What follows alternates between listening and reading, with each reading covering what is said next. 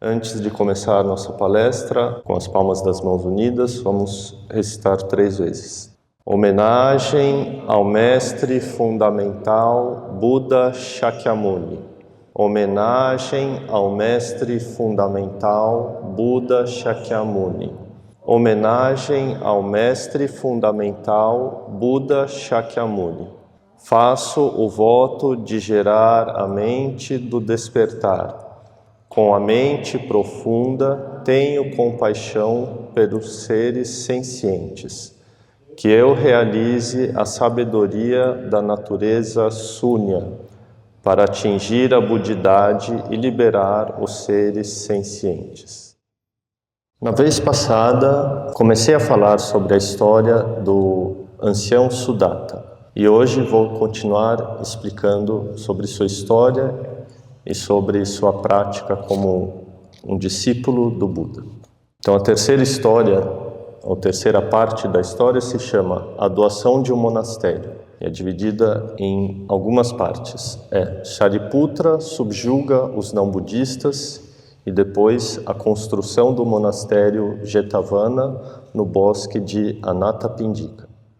Seguindo a história anterior, quando Sudatta estava com o Buda perguntou a ele: qual é o seu nome?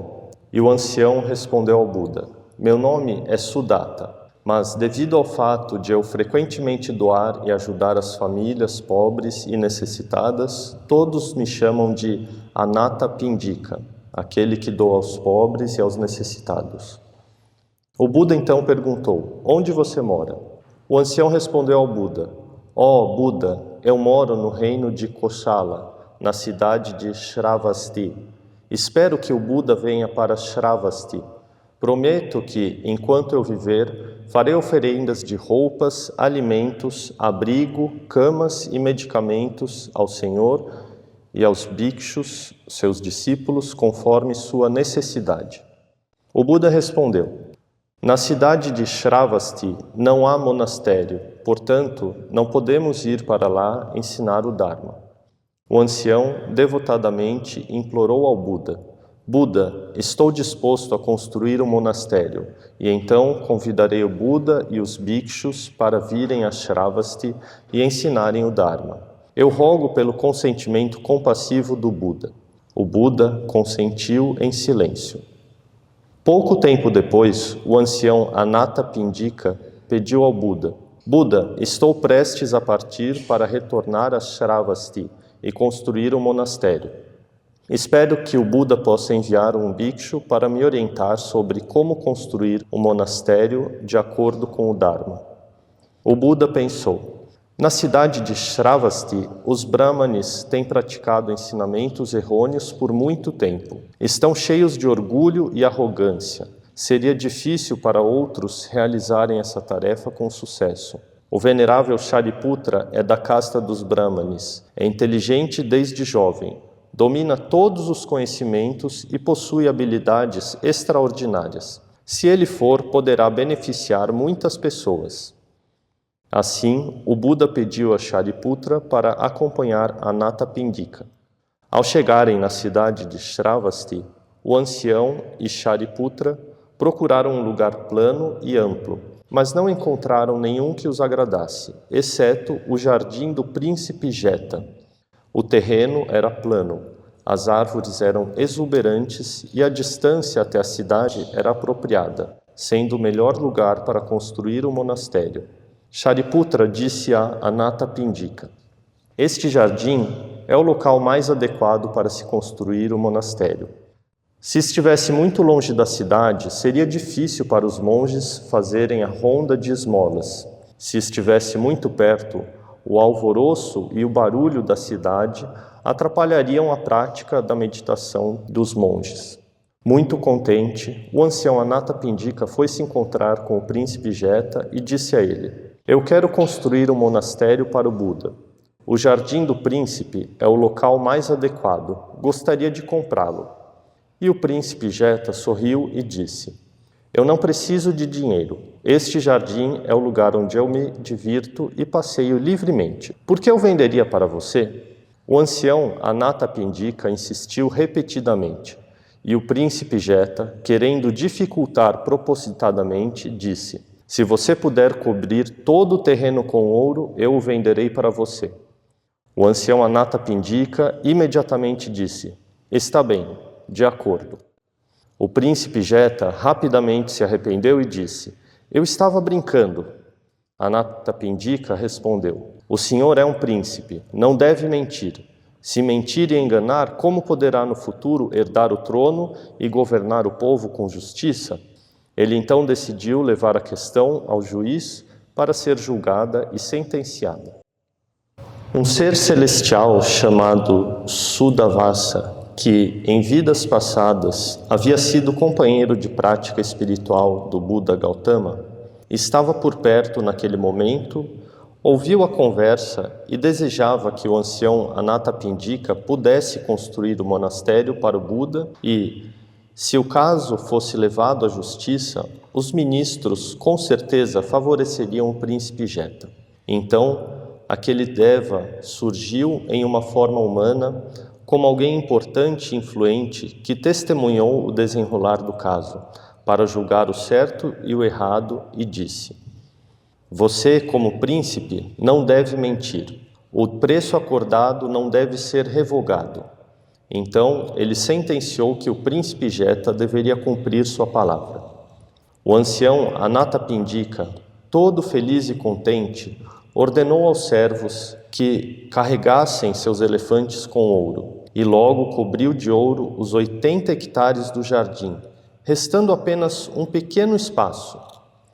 O ancião Anathapindika estava calculando quanto mais ouro seria necessário para cobrir o restante, quando o príncipe Jeta perguntou: está achando muito caro? Podemos cancelar este acordo. Anathapindika respondeu: não, eu só estou calculando quanto mais de ouro será necessário para cobrir este pequeno espaço. Com isso, o príncipe Jeta pensou consigo mesmo: nossa, o Buda com certeza deve possuir um grande poder virtuoso para que o ancião Anathapindika valorize tão pouco a sua riqueza. Então, considerando assim, ele disse: você não precisa cobrir mais nada com ouro. O terreno do jardim já é seu, mas as árvores são minhas. Eu mesmo quero oferecê-las ao Buda e, juntamente com você, construir o monastério. Anathapindika ficou muito feliz, concordou e imediatamente voltou para casa e mandou fazer o projeto para iniciarem a construção do monastério. A notícia de que o ancião Anathapindika havia comprado o jardim do príncipe Jeta se espalhou rapidamente por toda a cidade de Shravasti, surpreendendo os 6 mestres não budistas daquela cidade, que ficaram com inveja e foram contra o projeto do monastério. Por isso, os 6 foram juntos até o rei Pasenadi e declararam: o ancião Anathapindika comprou o jardim do príncipe Jeta para construir um monastério para Gautama e seus Shramanas, discípulos. Ó grande rei, permita-nos desafiar o discípulo do Buda. Se ele vencer, deixe-o construir o monastério. Mas, se os poderes da prática daquele discípulo forem inferiores aos nossos, rogamos ao grande rei que decrete uma ordem proibindo que Gautama e seus discípulos retornem a Shravasti e mande-os voltarem à cidade de Rajagraha sem direito a qualquer reclamação. O rei Pasenadi então chamou o ancião Anathapindika e informou a ele: hoje os 6 mestres vieram ao palácio e pediram para desafiar o discípulo do Buda. Se o Shramana vencer, poderá construir o monastério. Se for vencido pelos 6 mestres, não poderá construir o monastério aqui, nem praticar ou difundir seus ensinamentos. Anathapindika, após ouvir isso, ficou preocupado e triste. No dia seguinte, o venerável Shariputra viu que Anathapindika estava infeliz, foi consolá-lo e perguntou: o que o aflige? O que o deixa triste? Anathapindika respondeu: acho que o monastério não poderá ser construído, por isso sinto essa tristeza e aflição. Shariputra perguntou: O que aconteceu? Por que se preocupa de que o monastério não possa ser construído? Anathapindika respondeu: os 6 mestres da cidade pediram ao rei Pasenadi autorização para desafiarem o venerável Shramana. Somente se o venerável vencê-los é que será permitida a construção do monastério. Mas, se o venerável for vencido por eles, não nos permitirão construir o monastério. Esses 6 mestres são renunciantes há muito tempo. Em relação aos seus poderes que cultivam, são extremamente proficientes, são muito bem treinados. E pode-se dizer que não há pessoa capaz de superá-los. Eu não sei se o venerável possui poder para competir com eles. Por isso, estou preocupado e aflito. Shariputra respondeu: independente do desafio, eu posso competir com eles. Não se preocupe. Após ouvir isso, o ancião Anathapindika ficou feliz e aliviado. Foi ao palácio e comunicou ao rei: eu já confirmei com o venerável Shariputra que se os 6 mestres quiserem desafiá-lo, ele está pronto.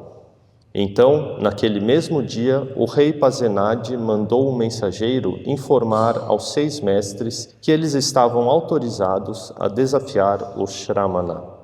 Os 6 mestres anunciavam por todo o reino: daqui a 7 dias desafiaremos o Shramana do Buda na planície fora da cidade para decidir qual de nós é o melhor. A cidade de Shravasti tinha 180.000 habitantes e naquela época, de acordo com a lei do reino, ao tocarem o tambor dourado, toda a população deveria se reunir. 7 dias depois, no local da competição, o tambor dourado foi tocado e todos os habitantes da cidade se apressaram para se reunir no local. A quantidade de discípulos dos 6 mestres que estavam presentes era incalculável. O rei e os 6 mestres sentaram-se em tronos majestosos, enquanto o ancião Anathapindika também preparou um trono para Shariputra. Naquele momento, o venerável Shariputra estava sob uma árvore e entrou em absorção meditativa silenciosamente, com as 6 faculdades tranquilizadas, transitando entre os estados dos dhyanas sem qualquer obstáculo. Então ele pensou: esta grande assembleia tem praticado ensinamentos errôneos por muito tempo. Orgulho e arrogância preenchem suas mentes, tal como ervas daninhas que se espalham pelo chão. Quais virtudes devo empregar para subjugá-los e corrigi-los? Após refletir, ele soube que para subjugá-los e corrigi-los, deveria utilizar as 3 virtudes. Primeiro, a virtude do corpo do Dharma, Dharmakaya. É a essência fundamental do Buda. É o corpo da natureza do Dharma, perene e incessante. A segunda virtude, a virtude do Prajna, é a sabedoria, o despertar para a realidade verdadeira da característica dos fenômenos. E a terceira virtude, a virtude da liberação. É a virtude que afasta todas as amarras e possibilita a obtenção da liberação completa. Então ele fez um voto: se, por incontáveis kalpas, tenho sido um filho benevolente para meus pais, tenho reverenciado respeitosamente os Shramanas e Brahmanes que cultivam o sendeiro, então eu faço voto de que, devido a essas virtudes, quando eu entrar na assembleia, todas as pessoas se levantem e me reverenciem. Os 6 mestres, vendo a grande assembleia reunida, e Shariputra demorando a chegar, disseram ao rei Pasenadi: aquele discípulo do Buda deve saber que não é capaz de competir conosco. Agora todos já se reuniram, mas ele fugiu na última hora. Ele deve estar com medo e não ousa aparecer para o desafio. O rei Pasenadi perguntou a Anathapindika: onde está o discípulo do seu mestre? Já é hora da competição. Vá chamá-lo para o desafio. O ancião Anathapindika foi até Shariputra, ajoelhou-se e disse: Venerável, a assembleia já se reuniu. Por favor, vá até o local da competição.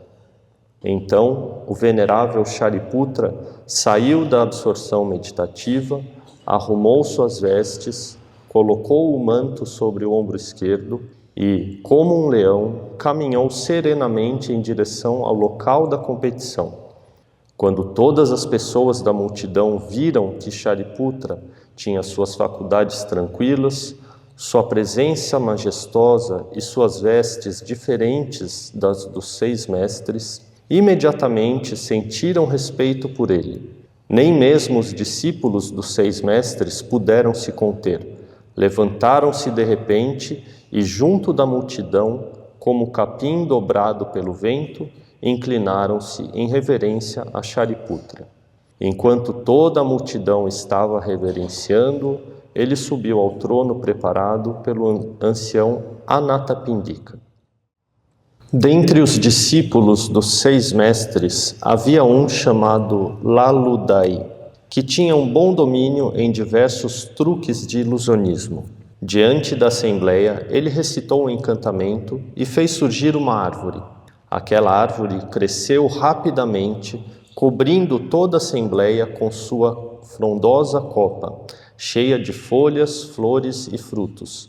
Shariputra, usando seu poder sobrenatural, fez surgir um redemoinho tão forte que arrancou a árvore pela raiz, derrubando-a no chão, onde se desfez em partículas de areia que foram levadas pelo vento. A multidão gritou: "Ah, Shariputra venceu!"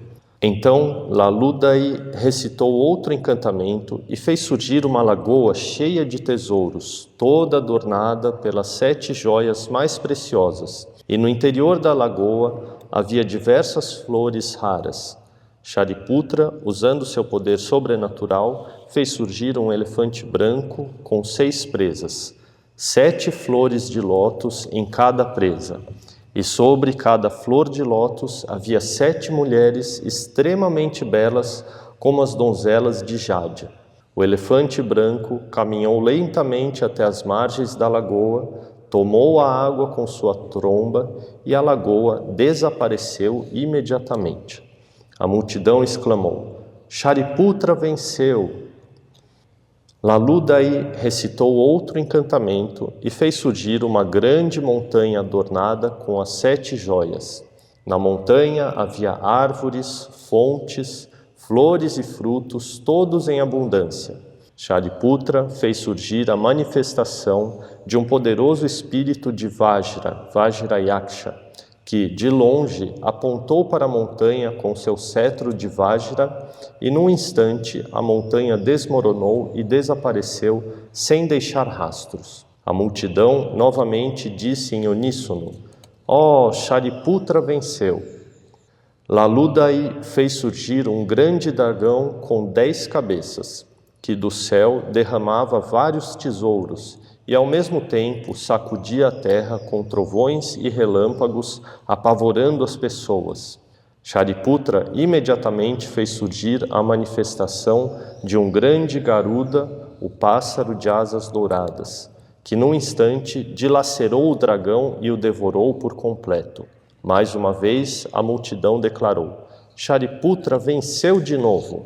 Laludai imediatamente fez surgir um enorme touro feroz, com chifres afiados, parrudo e poderoso, que galopava com suas fortes patas, rugindo e avançando em direção a Shariputra. Então Shariputra fez surgir a manifestação de um leão que despedaçou o touro e o devorou. A multidão exclamou em uníssono: "Oh, Shariputra venceu mais uma vez!" Laludai transformou-se num enorme fantasma Yaksha, com grandes chamas saindo de sua cabeça, olhos vermelhos como sangue, unhas e dentes extremamente longos e afiados como lâminas, expelindo fogo pela boca, pulando e avançando em direção a Shariputra. Imediatamente, Shariputra se transformou em Vashravana, rei dos Yakshas, de estatura imensurável e majestosidade eminente. Sem raiva, demonstrou seu poder. Então o Yaksha com medo e assustado, deu meia volta e recuou. Tentou fugir, mas repentinamente havia fogo por todas as direções, menos na direção de Shariputra, onde estava fresco e sem nenhuma chama. Assim, o Yaksha se rendeu e se deu por vencido. Prosternou-se ao chão, arrependendo-se e implorando por perdão. Devido à vergonha que surgiu na mente do Yaksha, o fogo se extinguiu de imediato. Ao evidenciar isso, a multidão gritou em uníssono: "Vejam, Shariputra venceu novamente. Laludai não está à altura." Após Shariputra ter derrotado Laludai na competição, ele voou até o céu e, flutuando no ar, demonstrou as 4 posturas, caminhando, em pé, sentado e deitado. Da parte superior de seu corpo jorrava água, da parte inferior saía fogo. Então ele desapareceu indo em direção ao leste e reapareceu no oeste. Desapareceu no oeste e reapareceu no leste. Seguiu desaparecendo em uma direção e reaparecendo na direção oposta. Ele manifestou seu corpo, crescendo até ficar imenso e preencher o céu. De repente, o reduziu até ficar minúsculo. Multiplicou seu único corpo em centenas de milhares de corpos e depois voltou a ser um único corpo. Em um momento estava flutuando no céu, no momento seguinte estava em pé no chão.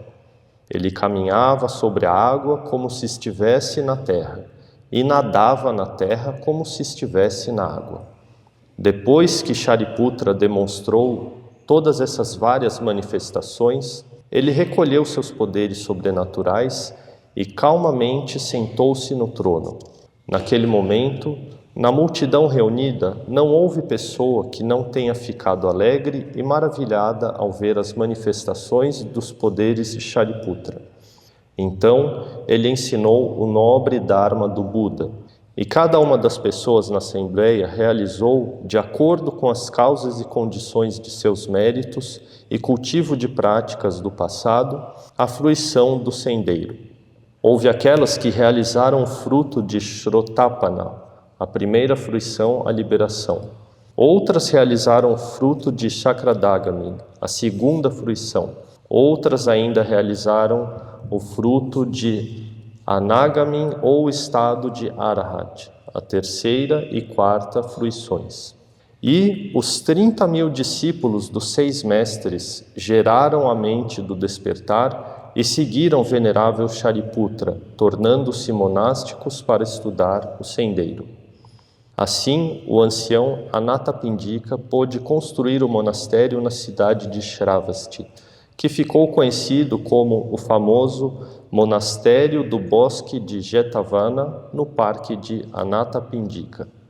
Após terminada a competição, o ancião Anathapindika e o venerável Shariputra caminhavam pelo bosque de Jeta para planejar como deveria ser construído o monastério. Em certo momento, Shariputra sorriu de alegria. Então, Anathapindika perguntou: "Por que o venerável está sorrindo?" Shariputra respondeu: "Acabo de evidenciar que os 6 céus da esfera do desejo se estabeleceram completamente neste local. Veja." Então, utilizando o seu olho divino, fez com que Anathapindika também visse a mesma cena. Anathapindika questionou: "Qual dos 6 céus do desejo é o mais extraordinário?" O venerável Shariputra respondeu: "O 4º céu da esfera do desejo, o céu Tussita, é o mais especial, pois os seres sencientes que lá estão são satisfeitos e possuem poucos desejos. E os bodhisattvas que estão prestes a se tornarem Budas, muitas vezes renascem lá." Depois de ouvir isso, o ancião Anathapindika declarou que renasceria no 4º céu, o céu Tussita. Quando ele disse essas palavras, as imagens dos outros 5 céus desapareceram e apenas o 4º céu ainda se manifestava de forma clara e inalterada. Logo em seguida, a expressão do venerável Shariputra de repente ficou triste. Anathapindika perguntou: por que o venerável ficou triste? Venerável Shariputra respondeu: você está vendo estas formigas caminhando nesta terra? Anathapindika respondeu: sim, venerável, eu as vejo. Shariputra então explicou: na época do Buda, você foi um doador que construiu um monastério para aquele Buda, nesta mesma terra, e estas formigas já existiam aqui, desde aquela época. Desde aquele tempo até agora, estas formigas já passaram por 91 grandes kalpas e ainda não foram capazes de escapar do ciclo de renascimento e morte. Elas estão transmigrando constantemente no ciclo de nascimento e morte. O ciclo do samsara é realmente interminável. Somente cultivando méritos e virtudes é possível se liberar do samsara. É por isso que eu fiquei triste. Então, você deve praticar com diligência para evitar ficar preso como essas formigas por um tempo tão longo ao ciclo de renascimento e morte. Quarta história. Os 7 filhos de Sudatta recebem os preceitos por interesse nos recursos, mas ao ouvir o Dharma se afastam das impurezas e alcançam o sendeiro. O ancião Anathapindika tinha 7 filhos que desde pequenos cresceram em uma família rica, vivendo com conforto e luxo, sem confiar nos ensinamentos budistas nem na joia tríplice. Também não mantinham os 5 preceitos de não matar, não roubar, não ter conduta sexual imprópria, não mentir e não consumir intoxicantes. O ancião Anathapindika estava preocupado com os filhos e então disse a eles: estou disposto a dar a cada um de vocês 1000 moedas de ouro, mas vocês devem se refugiar na joia tríplice, além de receber e manter os 5 preceitos. Os 7 filhos, ao ouvirem as palavras do pai, decidiram aceitar sua proposta, tomando refúgio na joia tríplice, Buda, Dharma e Sangha, e recebendo e mantendo os 5 preceitos. Posteriormente, o ancião confessou ao Buda que havia usado um incentivo financeiro para induzir seus 7 filhos a se refugiarem e aceitarem os preceitos, mas que, na verdade, seus filhos não estavam aceitando a joia tríplice nem os 5 preceitos com a mente sincera. Ele questionou ao Buda se ainda assim eles poderiam receber bênçãos e méritos. O Buda respondeu ao ancião Anathapindika: muito bem, ancião. Sua ação não somente beneficiou seus filhos, mas também ajudou os seres sencientes, trazendo paz e alegria aos seres celestiais. O Buda explicou que, por terem tomado refúgio e mantido os 5 preceitos, esses 7 filhos acumularam grandes méritos e que a retribuição desses méritos seria imensurável. Então, o Buda utilizou uma metáfora para ilustrar a grandeza da retribuição desses méritos. Ele disse: ao norte há um país onde as terras são férteis e seus habitantes prósperos. Este país possui um grande depósito de tesouros, que contém uma quantidade incalculável de ouro, prata e joias preciosas. Mesmo se as pessoas pegassem o que quisessem desse tesouro, ele nunca se esgotaria. Ainda assim, toda a riqueza desse tesouro é insignificante comparada aos méritos que os 7 filhos de Anathapindika acumularam ao tomar refúgio na joia tríplice e ao receberem e manterem os preceitos. Após ouvir as palavras do Buda, Anathapindika ficou cheio de gratidão e imediatamente pediu ao Buda e aos monges que aceitassem suas oferendas. Ele desejava transferir bênçãos e méritos aos seus 7 filhos com essa oferenda. O Buda aceitou o convite e levou os monges à casa do ancião Anathapindika. Na casa do ancião, os 7 filhos entregaram respeitosamente suas oferendas ao Buda e aos monges e prepararam uma refeição farta para todos. Após a refeição, o Buda ensinou o Dharma aos 7 filhos de Anathapindika. Após ouvirem os ensinamentos do Buda, todas suas aflições e dúvidas desapareceram de suas mentes, e eles compreenderam a verdade do Buda Dharma, alcançando o olho do Dharma, o qual permitiu que eles vissem a verdade, sem dúvidas ou hesitações em suas mentes, além de contemplar plenamente todos os fenômenos, puderam conhecer e praticar, realizando o primeiro fruto. Quinta história. Qualquer um que venha a falecer em minha residência renascerá nos reinos celestiais. Extraído do Samyutta-agama, volume 47, Sutra 1241. Certo dia, o ancião Anathapindika foi ver o Buda. Chegando diante do Buda, fez uma prosternação respeitosa e depois sentou-se a um lado. Ele disse ao Buda: Venerável, todos que vão à minha casa desenvolvem convicção na joia tríplice, e todos que venham a falecer em minha casa renascerão nos reinos celestiais. Após ouvir isso, o Buda elogiou as palavras e ações do ancião, perguntando-lhe: Sua declaração é muito profunda e sutil. Você afirma com tanta convicção que os que vão à minha casa desenvolvem convicção e se vierem a falecer em minha casa, renascerão nos reinos celestiais. De onde você tirou essa ideia? Foi algum bhikshu de grandes poderes sobrenaturais que lhe contou sobre isso?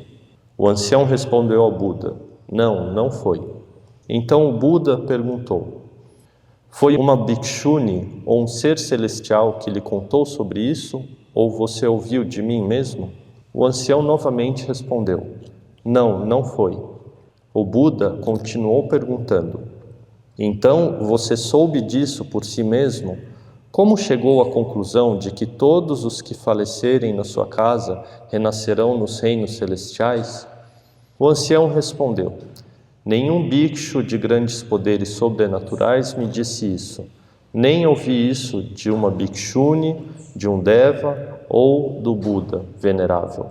Eu cheguei a essa conclusão apenas pela minha própria observação e convicção. O ancião explicou: Em minha casa, ensino a todas as pessoas, sejam familiares, convidados, servos ou empregados, a se refugiarem na joia tríplice, Buda, Dharma e Sangha, e a receberem e manterem os 5 preceitos. Até mesmo quando compro servos, exijo que eles primeiro tomem refúgio na joia tríplice e recebam 5 preceitos antes de comprá-los. Quando alguém me pede um empréstimo, também exijo que a pessoa primeiro tome refúgio e aceite os preceitos antes de eu conceder o empréstimo. Além disso, quando faço oferendas ao Buda e à comunidade monástica, faço votos por meus familiares, amigos e até pelos falecidos. Como resultado dessas ações virtuosas, acredito que todas elas podem renascer nos reinos celestiais. Por fim, o Buda, mais uma vez, elogiou a convicção e atitude de Anathapindika e afirmou: Você diz isso devido à sua profunda convicção, e com minha sabedoria suprema, confirmo que aqueles que falecerem em sua casa, de fato, renascerão nos reinos celestiais. Ao ouvir as palavras do Buda, o ancião Anathapindika ficou extremamente feliz e satisfeito. Ele fez uma prosternação ao Buda e partiu. Sexta história. Sudatta fica pobre por 7 vezes e, após oferecer alimento ao Buda e aos monges, seu armazém se preenche novamente. O ancião Anathapindika passou por 7 períodos de pobreza durante sua vida, sendo que a última foi a mais miserável. Ele ficou tão paupérrimo que não lhe restou uma única moeda. Um dia, ele encontrou uma pequena tigela de madeira enterrada no chão do banheiro dos fundos de sua casa e descobriu que era feita de sândalo, uma madeira muito valiosa. O ancião levou a tigela ao mercado e a vendeu. Em troca, conseguiu 4 medidas de arroz. Ele voltou para casa e disse à esposa: vamos cozinhar 1 medida de arroz e guardar para economizar o resto. Vou procurar alguns vegetais para cozinhá-los com o arroz. Naquela época, o Buda tomou conhecimento das dificuldades do ancião Anathapindika e decidiu ajudá-lo a sair dessa situação. Primeiro, o Buda enviou o venerável Shariputra à casa dele para esmolar por comida. Justo naquele momento, a esposa do ancião tinha acabado de cozinhar aquela primeira medida de arroz. Ao ver Shariputra, ela ficou muito feliz e, sem hesitar, colocou toda a medida de arroz na tigela de Shariputra como oferenda. Então, ela cozinhou a segunda medida de arroz. Quando o arroz estava pronto, o venerável Mahamogalyayana chegou. Novamente, ela estava muito alegre e ofereceu arroz ao venerável. Então, ela preparou a terceira medida de arroz. Quando estava pronto o arroz, o venerável Mahakashapa chegou e, mais uma vez, ela, muito alegre e contente, respeitosamente ofereceu a terceira medida de arroz ao venerável Mahakashapa. Por fim, ela preparou a última medida de arroz e, dessa vez, o próprio Buda apareceu em sua casa. Ela ficou ainda mais reverente e alegre e ofereceu a última medida de arroz ao Buda. O Buda, então, abençoou sua família, dizendo que o karma negativo que causava sua pobreza seria dissipado e que, a partir daquele dia, suas retribuições meritórias seriam como uma fonte infinita.